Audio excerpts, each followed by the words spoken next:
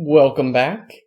We've got a fun one today, guys. We're going to cover latches and flip-flops. So a latch is one of the most basic forms of storage, i.e. memory. If you think about a programming language, there's lots of times when you need to declare a variable. And in programming, it's really easy. In C, if I want an integer, I just say int, the integer name, and as if by magic, we have an integer. As hardware engineers, however, if we need memory, we have to build it. And so this lecture is going to talk about how we get started with that, how we create essentially the simplest, most basic form of memory. And to begin, we need to be really familiar with this gate. Anybody remember what this gate is? If you said a NOR gate, you're absolutely correct.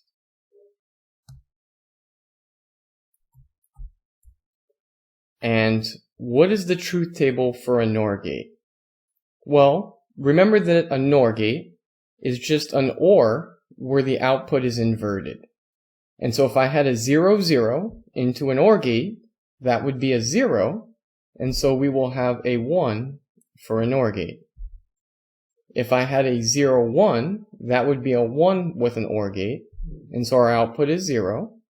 A 1, 0 would be a 1 for an OR gate, so our output is 0. And a 1, 1 would be a 1 for an OR gate, and so our output is a 0. And so this is our truth table for an OR gate. We're going to use this over and over. And so we're going to start with the SR latch. And again, remember, a latch is the simplest form of memory we have. And as we take a look at this, just spend 1 minute to look at this. It looks crazy, right? We haven't seen anything like this before. Can anybody tell me what makes this unique? What's different about this from any other circuit we've seen before? Yeah, it's that center section, right? Notice the output is going back to the input. And that's because we've got, wow, this is feedback. This is the first time in any of our courses you've seen one of the most important part of electronics and electrical engineering design, and that's feedback. Feedback is important to all sorts of aspects of electrical design, and in fact, later in your career, you're going to take an entire course about feedback. We have two types, actually. There's negative feedback and positive feedback. And while in real life you like getting positive feedback, in electronics, we're going to need mostly negative feedback. And so, notice that the output gets taken back to the input. And this means that this circuit can change over time. And these things are called latches and flip-flops because essentially when the inputs change, it's going to start flipping and flopping until it latches back into place. And so what I think will be most helpful here is to take a few examples of how this can work. So let's try to figure out how this thing works by just watching it work. And so notice on the left-hand side, let's assume that the current output is a 0 for Q, and for Q0, it's a 1. If I then put a 0 and a 0 on my S and R inputs, what would happen? Well, if we look, that means I would have a 0 and a 1 coming onto the top NOR gate. And we can see up here on the right, I redrew it for us in case anybody forgot. With a 0 and a 1, we would have a 0 at the output. So notice that 0 is not going to change. On the bottom, we would have a 0 and a 0 coming in to the bottom NOR gate, and the output for a 0 and a 0 is a 1. So notice that nothing changes on this first flip-flop. On this first latch. So nothing happened there. Let's look at the other case. What if Q started as a 1 and Q0 were a 0? Well, that would mean, again, if my inputs are 0 and 0, that I have a 0 on the top one and a 0 on the bottom entry to that top NOR gate. 0 and 0 gives me a 1, so nothing changes here. And at the bottom, I would have a 1 and a 0 coming in. And again, 1 and 0's output is 0, and so nothing changes here. And so what did this do? Doesn't look like it did anything at all. And that's exactly right.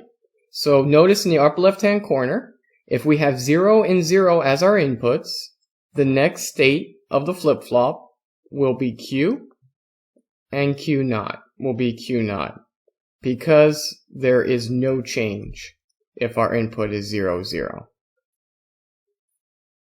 Alright, let's test some of these other cases. Now we're going to test the case 0, 1. I've again set up the left one to assume we started with Q equals 0, and the right side assuming Q equals 1. If I now put a 0 on S and a 1 on R, we have, going into the top flip-flop, a 1 and a 1. A 1 and a 1 gives me a 0, so this looks like it stays the same.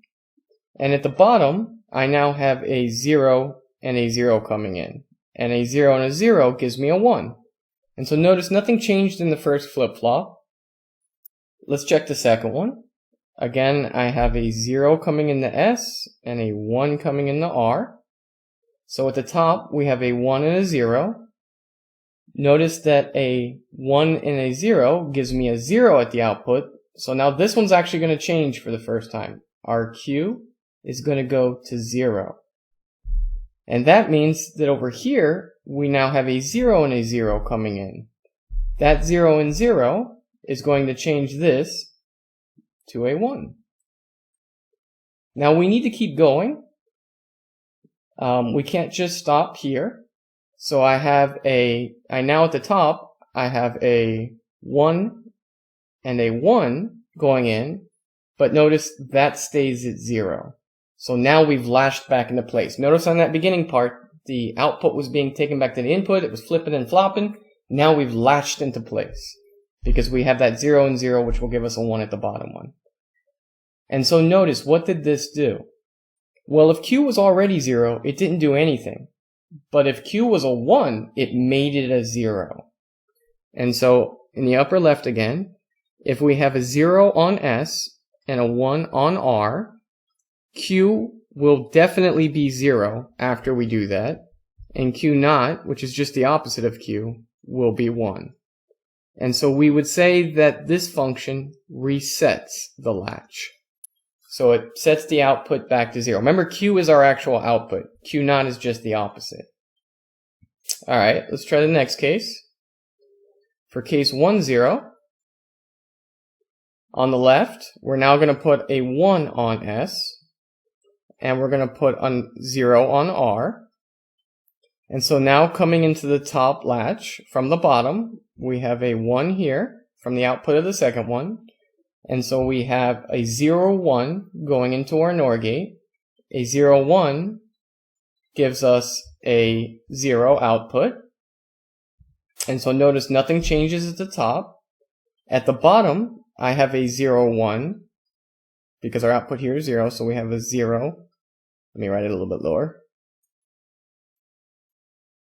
Did not want to do that. And so we have a 0 and a 1 coming in. Now notice that 0 and a 1 means that this 1 needs to change to a 0. So notice we can't stop because there was a change. We're flipping and flopping. And so now this 1 up here becomes a 0. And I have a 0 and a 0 coming in. That means that this 0 now becomes a 1.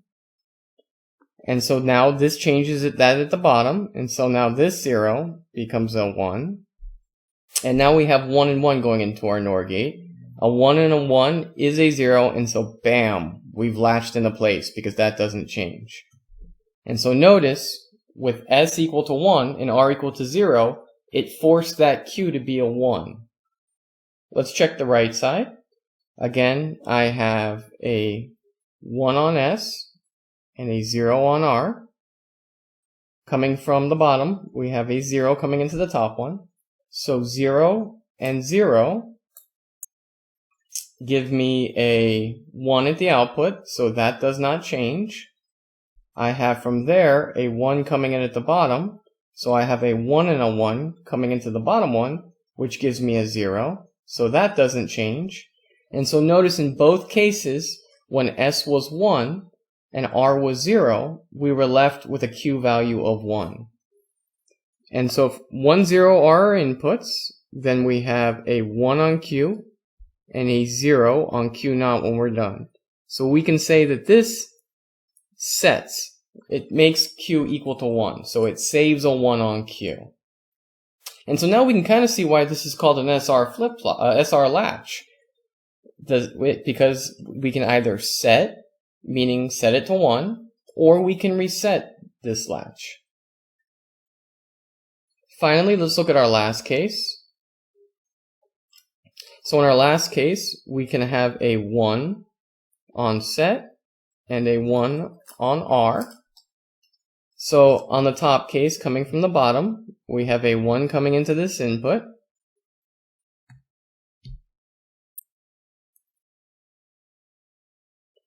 And we have a 1 and a 1 going into our NOR gate. Notice over here that should be a 0, and it is, so that stays the same. We then have a 0 and a 1 coming into our bottom NOR gate, and a 0 and a 1 is going to cause this to transition to a 0. Now we have a 1 turning into a 0 up there at our entrance.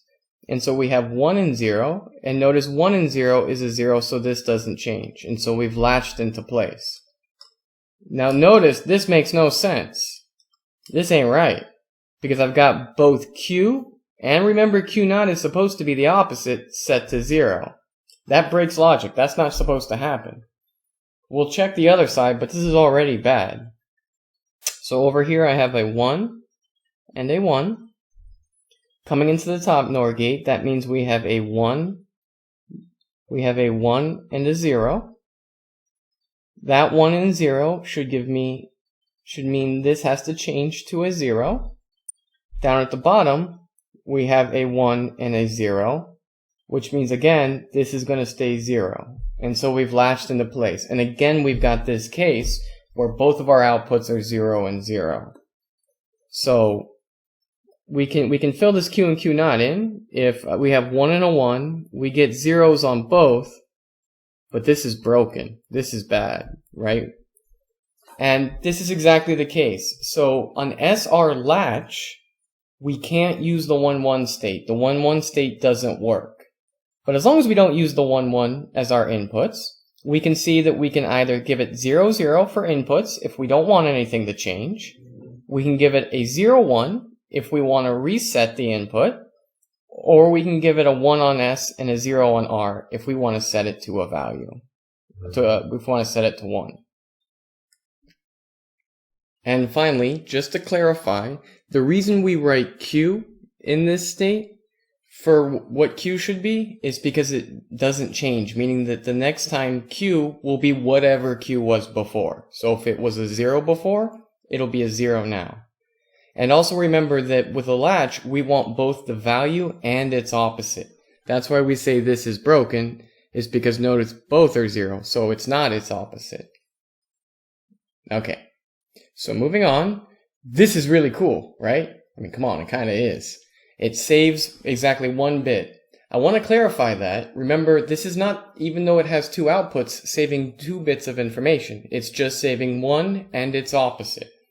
So with all of this, I can save 1 value. But it's still kind of missing the most important part of being memory. Can anybody think about what that is? Pause here for a minute and see if you can come up with what's wrong with this.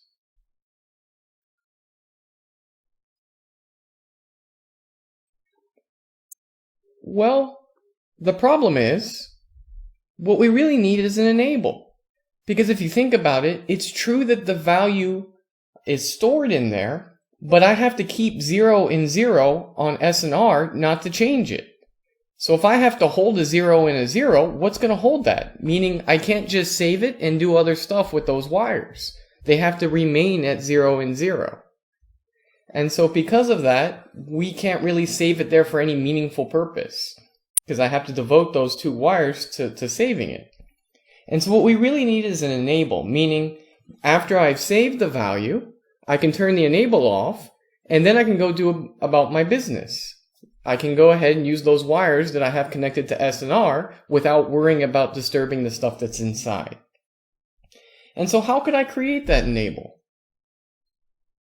And if we were in face-to-face class, I would have you stop here and spend about 30 minutes trying to come up with this solution. See if you can actually figure out how I could build an enable such that if the enable is not activated, we won't change the values that are stored in SNR. Go ahead and pause it.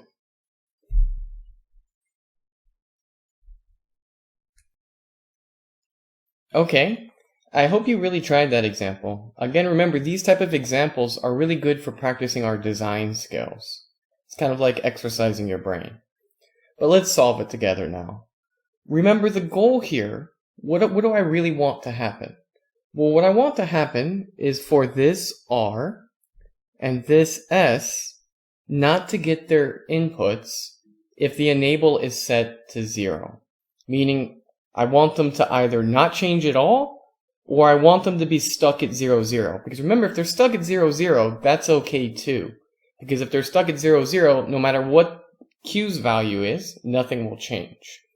So I'm going to label these R prime and S prime. Those are the inputs that I don't want to change. They must stay at 0, 0 unless the enable is equal to 1. And so instead, I want the user to have access to this R and this S. Now, we've talked about this before. There's a gate that allows us to block signals from coming in if we don't want a signal to pass. Remember, we said that we could use an OR gate to trap a signal at 1, or we could use an AND gate to trap it at 0. And so that's exactly what we need and what we're going to use. What I can do is I can put an AND gate here. And I can put an AND gate here. And I can connect the output of this AND gate to my R line. And I can connect the output of this AND gate to my S line. And I can have one input of R going into the first AND gate, and the input of S going into the second AND gate. And now what I can do is I can attach my enable right here. And so notice how this works. If I have a 1, let's say, on R, and a 0 on S. If my enable is equal to 1, that means coming in here I have a 1 and I have a 1 here. Since I have a 1 and a 1 going into an AND gate, my R gets the value of 1, which is exactly what I want if the enable is set.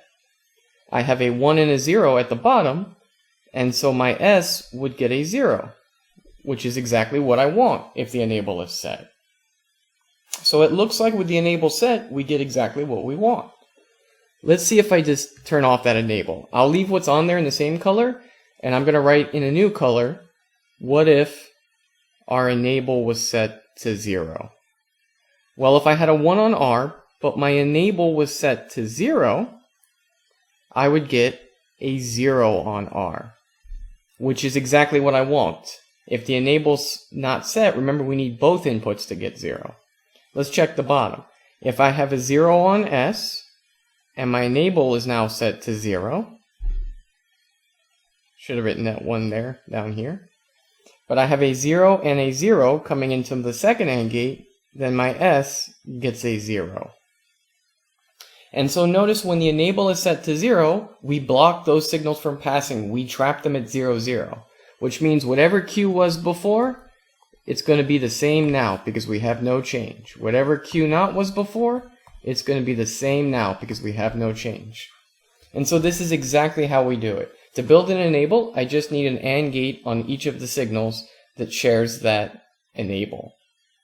And so again, this is a really useful feature of AND gates and OR gates, is that we can trap it at 0, 0 with an AND gate, or I can trap it at 1, 1 with an OR gate. I hope this made sense. Moving on. This is what the actual SR latch looks like if we were to purchase one. You can actually buy SR latches. There are two weaknesses. Before I get to that, I want to point out this truth table because you'll see this in lots of books in different places where it looks like this. Notice that we have three inputs now. I have the enable, I have the S, and I have the R. Normally with 3 inputs, we would have 8 different rows, right? 0, 0, 0 through 1, 1, 1. Notice this one only has 5. The reason is it's sort of like a shorthand.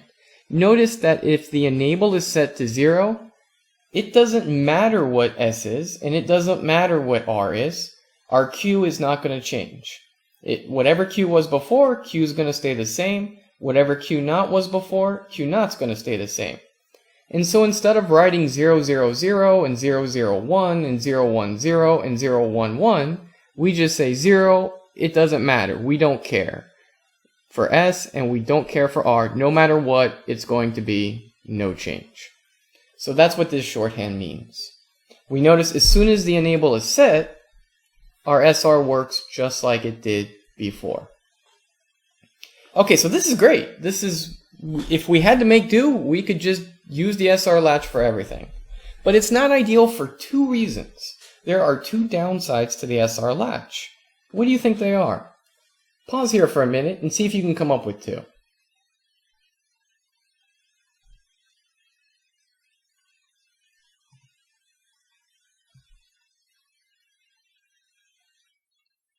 Okay, so what did you think they are? If you said we have a busted state, that's not very elegant. That's definitely one of them, right? I mean, we can try to avoid ever putting 1, 1 on the inputs, but still, it's not a great design to say, hey, you can use 75% of the chip, but that other 25%, stay away from it. It's busted, right? That's not exactly how we do things in electrical engineering very often. And the second thing is, think about it. This thing only saves 1 bit of information, and yet I got to use 2 wires to control it. So let's take a simple example. Let's say we had a 64-bit computer. And remember, on a 64-bit computer, we have a 64-bit data bus. If I wanted to save to memory and I had to use SR latches for it, I would actually need a 128 parallel bus just to control those 64 bits of memory. And so these are 2 of the things we resolve with other types of latches. I covered the SR latch first because these other latches are often built using an SR latch. So SR is the basic one, but we can build 2 others that tend to solve these problems using the SR latch. So the first one we're going to look at is the JK latch. And the people who came up with the JK latch were really smart people, and they got to thinking, what's a way we can solve that 1-1 busted state, but actually add additional functionality? So not just make it so we don't have to worry about it, but make it so it provides more features to the device. And what they came up with was a really elegant solution that actually does give it a lot more features. They said, instead of just making it do some arbitrary thing, let's make it toggle, meaning that I can flip it. If Q was a 0 before and I toggle it, it'll become a 1. If it was a 1 before and I toggle it, it'll become a 0.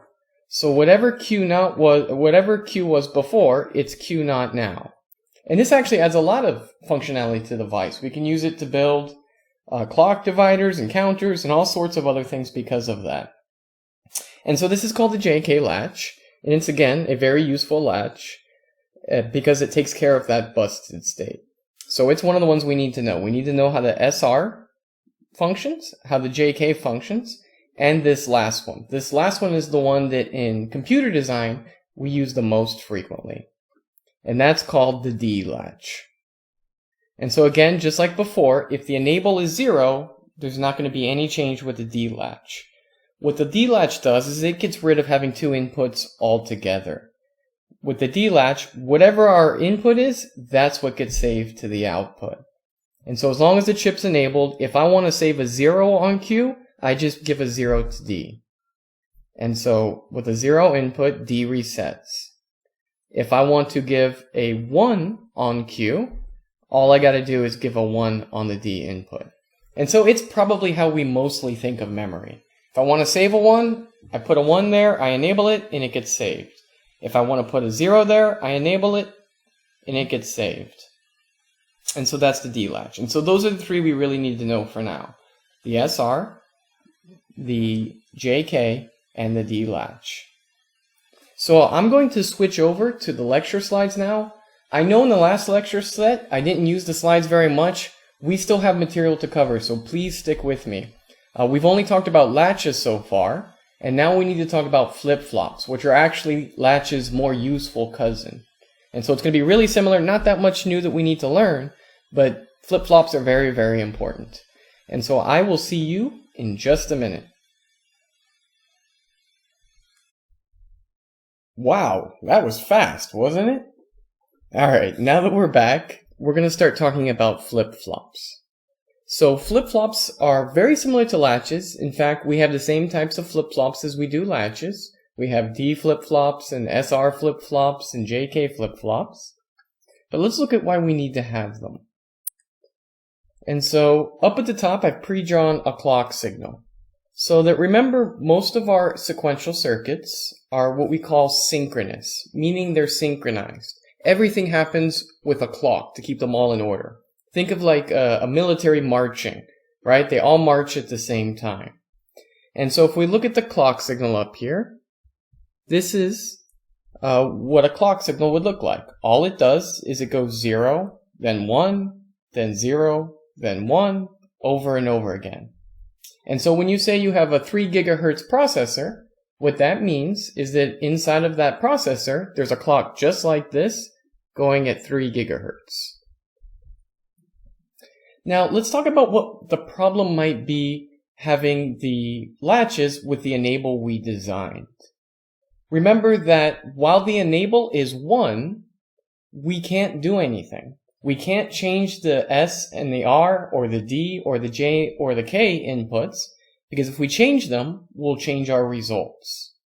And so basically, if we were to do this, build a computer using latches, that would mean that for this entire section here, for this section here, for this entire section here, here, here, and here, we wouldn't be able to continue working. We would just have to freeze. Everybody has to shut down, hold still, kind of like we're doing right now, right? Nobody's allowed to go outside. Nobody's allowed to do anything. We would have to lock down in place. And because of that, that limits their functionality, or at least limits the performance that you can get while using latches. Because again, for half the time, we just got to do nothing. And so that's where flip-flops come in. The way that you can tell if something is a flip-flop or a latch is that notice here on latches, instead of writing a regular enable, we draw a triangle. And what that triangle means is that these devices are edge triggered. So instead of like a regular latch where it just waits for E to be 1 to enable, it instead waits for, in this first case, because it's positive, the rising edge of the clock. So meaning if I look at just one clock signal here, it's not enabled during this period. It's only enabled right here. When it sees the voltage go from 0 to 1, that lifting from 0 to 1 is what enables it.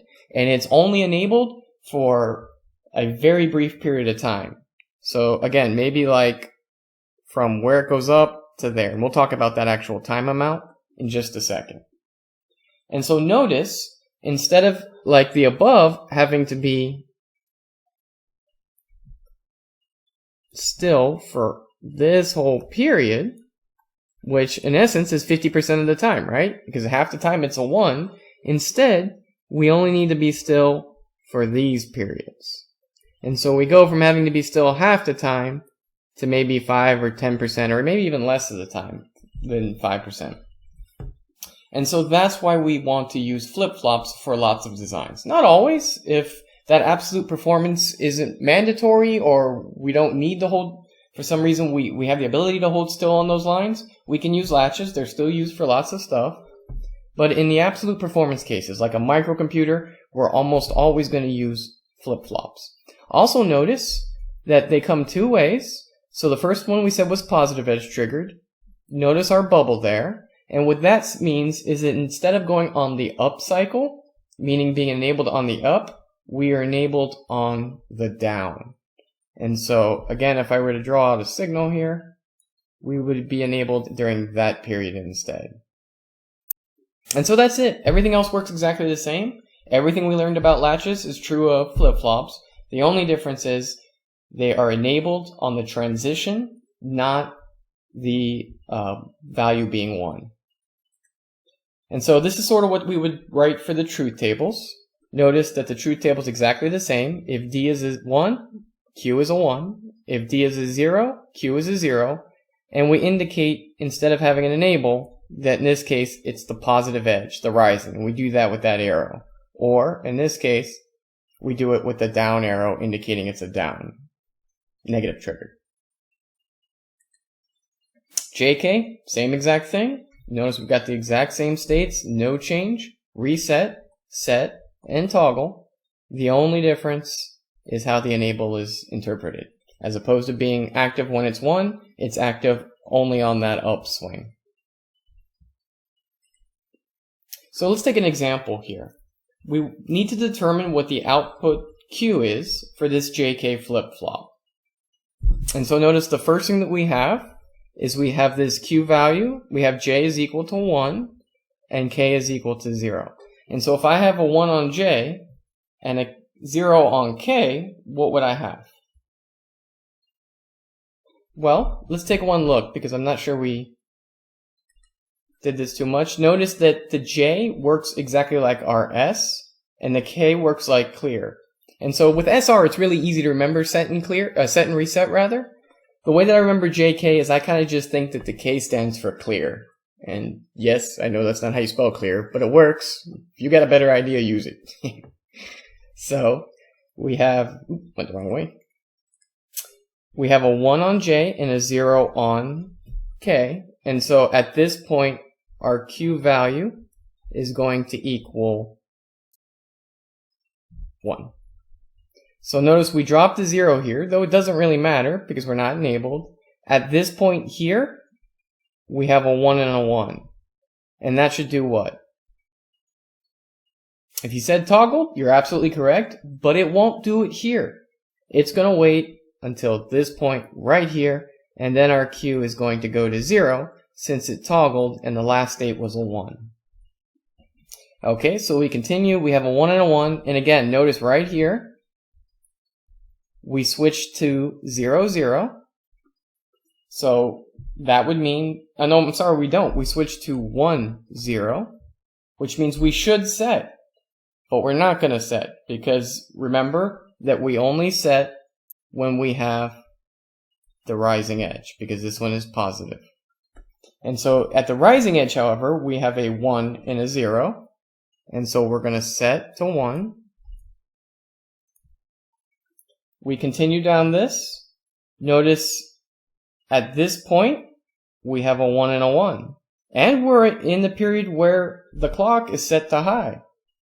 But again, because we're only doing this transition on edges, we're not going to toggle here. And again, we're this way all the way through here. But at the time we have the next rise, we're at 0 and 0. And so we will remain 1. Let's see if we got it. So we've got set, we've got toggle, we've got set, and we've got latch. Latch meaning remain the same. Very nice.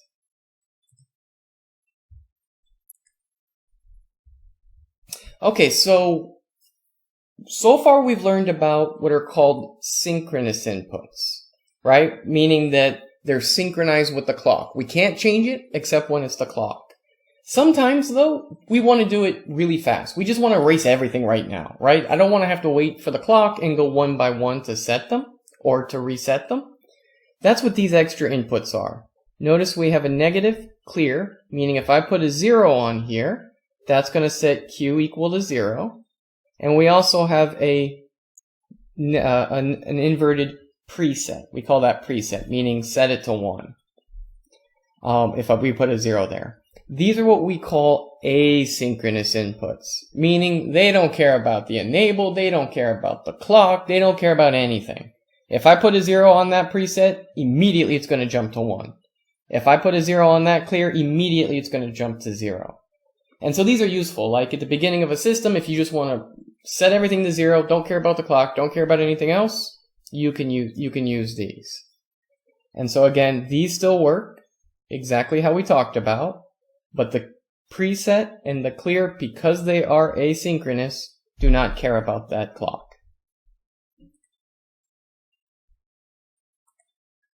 And so let's take another example. Again, we start off in this region with a clock with J set to 1 and the clear set to 0. So right here, when the clock strikes, Q is going to equal 1. Notice both of our preset and clear are also set to 1, but remember, they're active low. They're negative inputs, so they need to be 0 to activate. We keep forward, preset and clear don't change. I look at the next clock strike right here, and we see that J and K are both 1, so we're going to toggle here.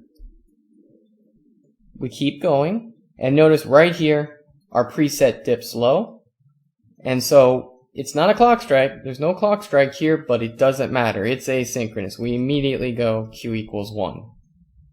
We keep on going. We notice that at this point here, we have a clock strike. We have J set to 1 and K set to 0. And so again, we're going to set this to 1. It's already 1, so nothing's going to change. We keep on going.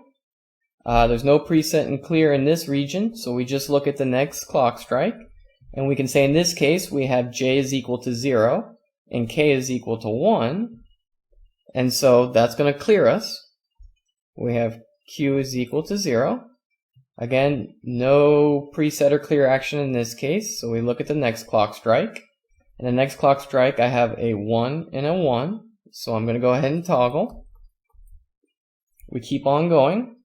We notice that we have both set to 0 here, but 0 is no change, so that's okay. But boom, right here, we have a clear that goes active. And so we're going to have Q is equal to 0. On the next clock strike, we have a 0 and a 0, and so nothing changes. And so what do you think? We get it? Let's see. We have set, toggle, set, right here, set, reset, toggle, reset down here, and latch, meaning stay the same. So it looks like we did it perfect.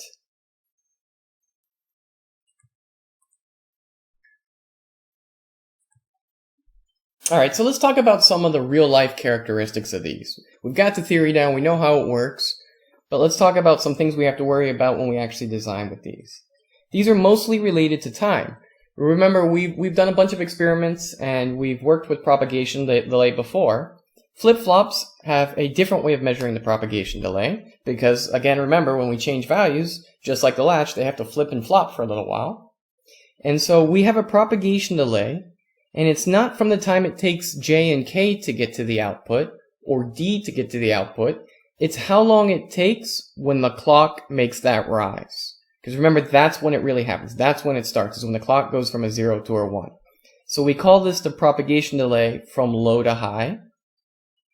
And you can see it's the time between the 50% point on the clock moving upwards, or downwards if this were a negative edge, and the time it takes for Q to go from a 0 to a 1, 50% point. And so that's the propagation delay when we're talking about a flip-flop. On the other side, we have the time it takes to go from a high to a low when we're on the 50% of the clock to 50% of that output. Notice that the high to low or the low to high has to do with the Q value, not with the clock. So this could either be positive or negative edge triggered. It doesn't matter. It's the time the clock does its transition at the 50% point to the time Q goes from high to low for high to low or low to high for low to high.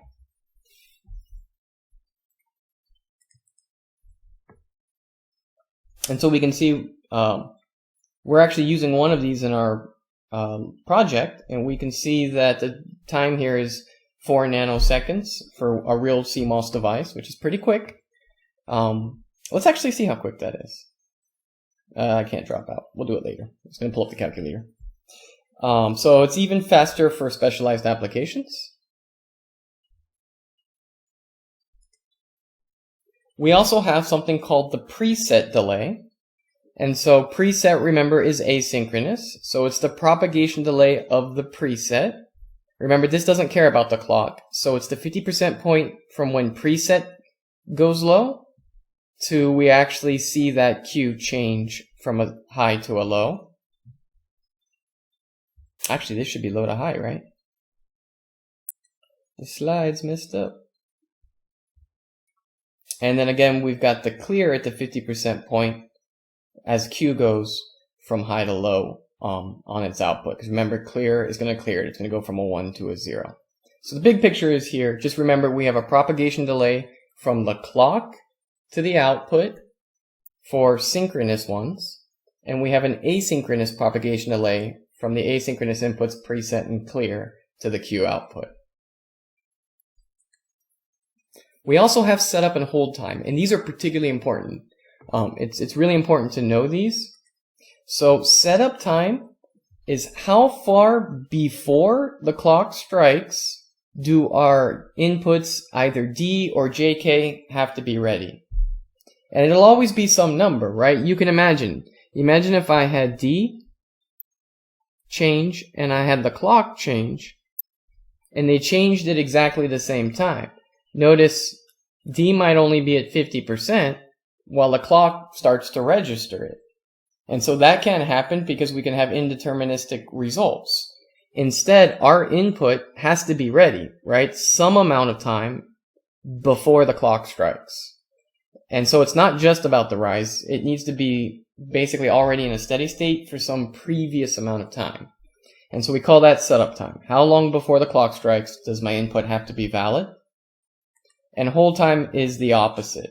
How long after the clock strikes do we have to keep holding D before we can let it go and let it change to whatever it wants? So remember in the beginning we were saying we went from, with a latch using an enable, not being able to move for 50%. We've shrunk this now. How much we've shrunk it depends on our setup time and our hold time. How long we have to be ready before the clock strikes and how long we have to be ready. We have to continue to hold it after the clock strikes. Some applications. So the most basic one would be memory, right? If I want to store a nibble, remember a nibble is 4 bits. All I have to do is put 4 of these things in parallel. And so if I wanted to store the number, let's say 10, I could put 1 on Q3, a 0 on, actually it's D2, a 1 on D1, and a 0 on D0, so that's number 10. As soon as the clock strikes, boom, we get our number saved, 0 and 1s. And so that's it. Basically just put them in parallel. If I wanted a byte, I could have 8 of them instead of 4, and that's how we can save memory. We can use this for frequency division, right? So as this frequency is coming in, let's say that it's going, let's see if I have as this clock is going in, it's doing something like this at a set frequency. But remember, this QA is only going to switch when we have this. Notice they're both set to toggle mode. Since they're both set to toggle mode, it's going to toggle every time it gets a clock strike. So let's say it started at 0, right? It would switch on the upswing. It wouldn't switch again until the downswing. I'm sorry, the next upswing. And then it wouldn't switch again to the next upswing. And then it wouldn't switch again to the next upswing. And so we can see that each time we do this, so this one switches on this one. It doesn't switch again till this one. And then it would switch again over here if we'd have gone back up. And so notice that each time we put one of these in series, we're essentially dividing the frequency by 2. So if this was at 4 Hertz, this would be at 2 Hertz, and this would be at 1 Hertz. If you look at the project design, remember our counter that we used to do frequency division, it brought it all the way down to 2 Hertz, but we actually used a flip-flop, one flip-flop right after it to do one more division to bring it down to the 1 Hertz we needed for our clock project. And you can see they drew the waveforms here too. A one-shot. So I thought I'd show you this. It's not entirely a digital system, but what we have here is a system that has a NOR gate, a capacitor, a resistor, and an inverter. For those of you taking AC in the summer, the way that the capacitor works is it's kind of like a battery that can be charged and discharged, but it happens really fast. How fast it happens is based on our resistor and how big the capacitor is. So our resistor and how big the capacitor is. The reason is, from DC we know that the resistance determines how much current can flow.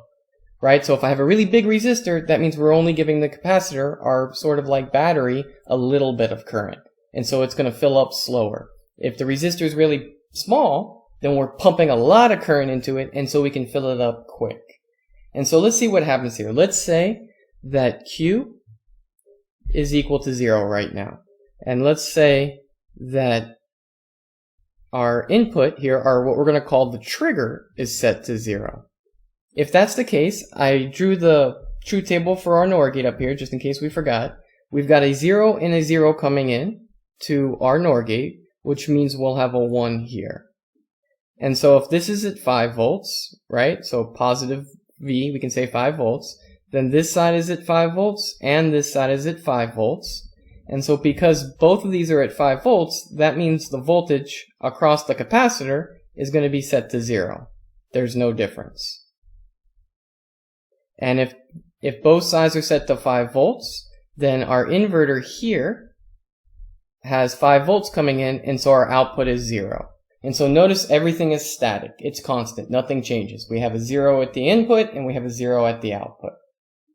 Now let's see what happens. I'm going to erase the marks that we just wrote. Actually, I'll leave this one here where we have 0 volts across here. Actually, writing it backwards. Where we have 0 volts across here. And we receive a trigger. We receive a 1 here. Well, now we have a 1 and a 0 coming into our NOR gate, and so immediately this is going to drop to 0. But remember, we said that there was 0 volts across this capacitor. So if I'm at 0 here, 0 plus 0 means I just dropped to 0 here.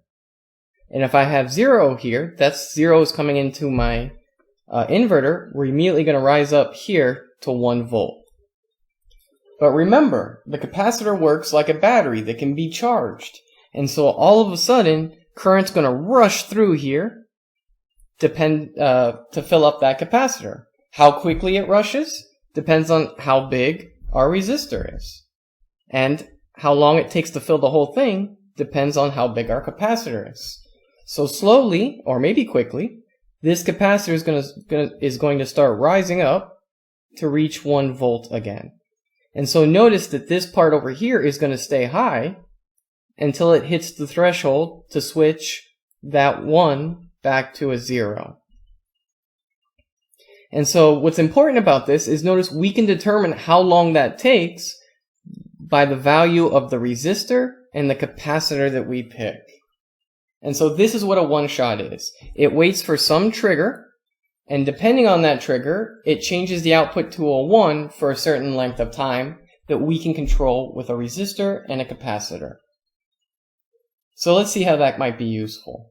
This is what we would see if we were actually working with a circuit. If we bought a one-shot chip, they would give the chip to us with all that digital stuff inside, but we would supply the resistor and the capacitor because we want to be able to control how long that output is high for. And so I got a really good example of one here. You can see at the bottom that when it triggers, the output stays up for a certain amount of time. Okay, so you may be wondering, what could this possibly be for? Well, I've got a pretty cool example. Have you heard of those uninterruptible power supplies? Right, they're the things that you put on say a computer or any other expensive device where if we lose power, if the power goes out, we don't want them to shut off immediately. Right, maybe we want to be able to save our work. They can be used in hospitals for things like ventilators when you don't want the power to go out. And if you think about what those things have to do, it's pretty impressive. coming from the wall, FPL, or the power company, has to supply us an AC current, an AC voltage rather, and it has to do it at a frequency of 60 Hertz. So it's going up and down, 60 times every second. Now think about what this has to do. We have to build a circuit that the absolute moment we detect that there's no more power, it immediately switches everything over to a backup battery supply. And it has to happen in milliseconds, because if it doesn't, the device is going to turn off, right? Imagine trying to unplug and plug your computer back in fast enough so that it doesn't turn off. And so what we can do is we can use a one-shot to help us design that system. So if we look here, we get this trigger from the peak of the cycle, right? So we get this trigger 60 times every second because, again, the AC waveform coming from the wall looks like this. And so every time we get these peaks, we have a trigger. What we do is we set the length using our resistor and capacitor of that one shot to be longer than the amount of time it takes for another cycle to come in. So notice, once we receive this first trigger here, we go up. Before it would normally fall down here, we receive another trigger, and so it keeps it up. And before that one drops, again we receive another trigger, and that keeps it up again. However, as soon as we're missing one, right? So here's where we've indicated we've probably lost power because we missed a cycle. As soon as we missed that cycle, very shortly after that, this last trigger finally wears off and drops down. Immediately, before even one more cycle passes, we drop low and we know there's been a power failure. And so immediately we can switch everything over to backup power supply. And so there are many different examples of one-shots, but that's just one, and I think it's a pretty interesting one. And so we're going to pretty much end it here. I've got a few questions for you, though. The output of a D latch will not change if what? The output is low, the enable is not active, or D is low? Or all of the above? What do you think? If you guessed B, you've got it correct. The D flip-flop shown will... What's this one going to do on the next clock? Set on the next pulse, reset, latch, or toggle? Well, notice that, let's say this was a 1, then this would be a 0, so our input would be a 0, meaning that when the clock strikes, it's going to go from a 1 to a 0. But now if this is a 0, then this must be a 1, and so this must be a 1, and so in the next clock cycle, it's going to go to a 0. And so notice this is toggling on every pulse. For the JK flip-flop shown, the number of inputs that are asynchronous, 1, 2, 3, or 4. Well, we know that these have to do with the synchronous inputs, and so that means it's our preset and clear that are asynchronous. Remember, asynchronous meaning that it does not depend on the clock. Assume the output is initially high on the leading edge triggered JK flip-flop. For the input shown, the output will go from high to low on which clock pulse? Take a second and see if you can get it. I've been answering them too quickly for you.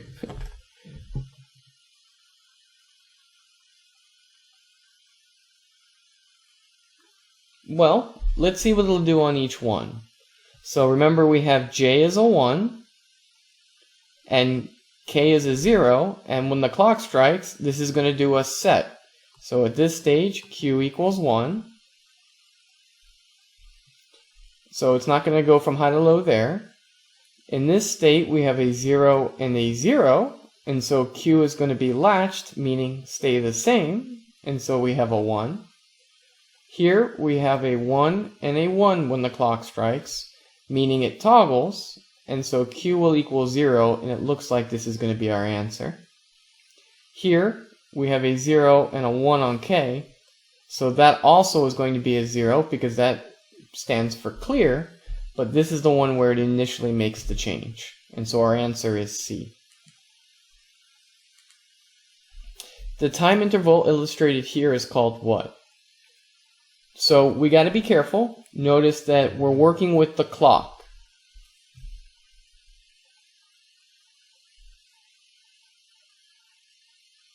Okay, since we're working with the clock, that means this is one of our synchronous inputs. It's not one of the asynchronous. And notice that we're waiting the time it takes from the clock to go to 50% for that Q output to go from low to high, that 50% mark. And so this is going to be B. Propagation delay from low to high. What about this one?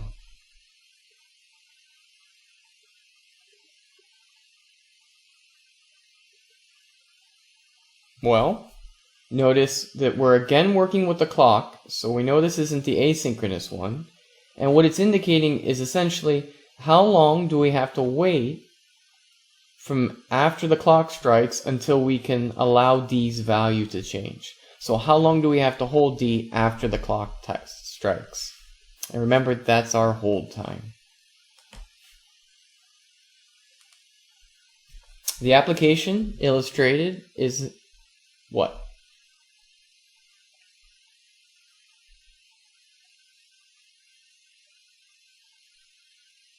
And remember, we drew this one out. So if we had a frequency like this,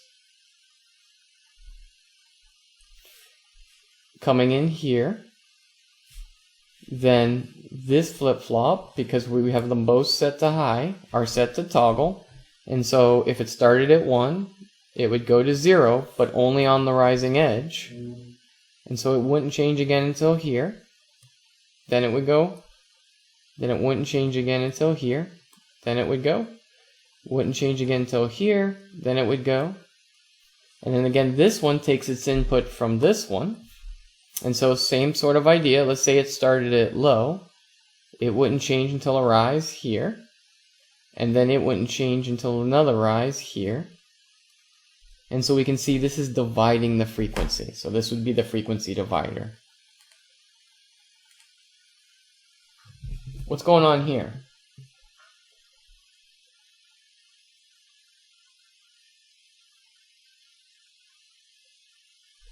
Well, we can see that we have a bunch of D flip-flops. They're all in parallel and they're all tied to the same clock. So they're all going to update their values at the same time based on this parallel data input. And so this is going to be a data storage device.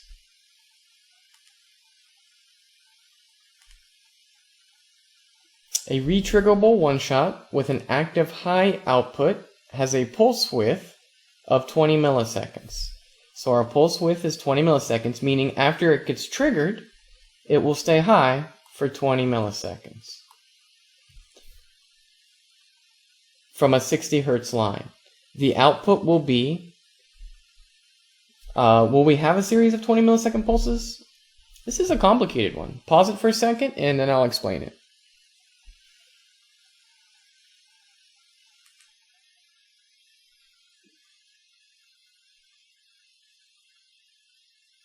Okay, so to solve this one, we know that we have triggers that look like this. And when we receive a trigger, that's going to have some signal stay up for a certain amount of time until the next one comes. What we have to determine is this amount of time here longer than this amount of time here, how long the triggers come. So to do that, we're going to have to pull up our calculator. We know that these triggers are coming 60 times every second. So remember, time is 1 over frequency. So if I do 1 over 60, I'll get how long this period of time is here. So we're going to need a calculator. Let me see if I can conjure one up. Poof! Look at that. My magic skills. Alright, so now we'll do 1 divided by 60.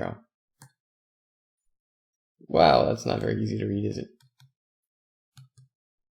So we've got 0.016. So that means these triggers happen every 16 milliseconds.